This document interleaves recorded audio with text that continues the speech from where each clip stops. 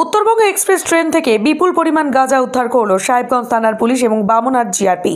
শুক্রবার দুপুরে এক গোপন সূত্রে পাওয়া খবরের ভিত্তিতে যৌথভাবে অভিযান চালিয়ে এই বিপুল পরিমাণ মাদক উদ্ধার করা হয়।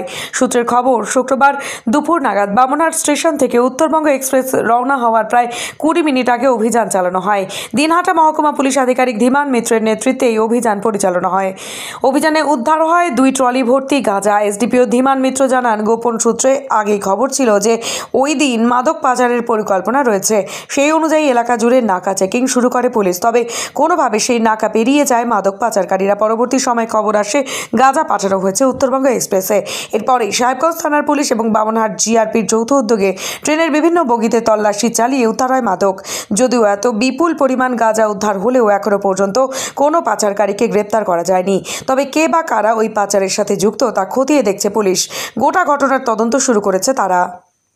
গোপন সূত্রে খবর ছিল যে কিছু গাঁজা লাইক সাবস্ট্যান্স আজকে এখান থেকে পাচার হওয়া, তো আমরা নাকা লাগিয়েছিলাম, কিন্তু যাই হোক আমাদের নাকাকে এড়িয়ে তারা চলে আসে। আমাদের কাছে খবর হয় যে এই উত্তরবঙ্গ এক্সপ্রেসে তারা 2টো ট্রলি ব্যাগে করে এই গাঁজা তুলেছে এবং একটি এসি কামরাতেই সেই গাঁজা রয়েছে। এরকম ডেফিনিট খবর আমাদের কাছে ছিল।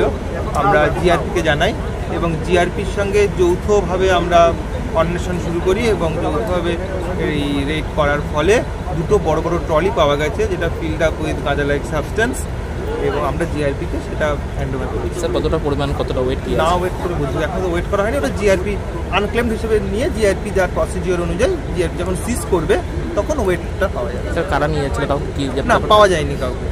ওটা ট্রেনের কামরায় ছিল, কোনো ক্লেমেন্ট ছিল না। এসি কোচ ছিল, এসি কোচের মধ্যে ছিল।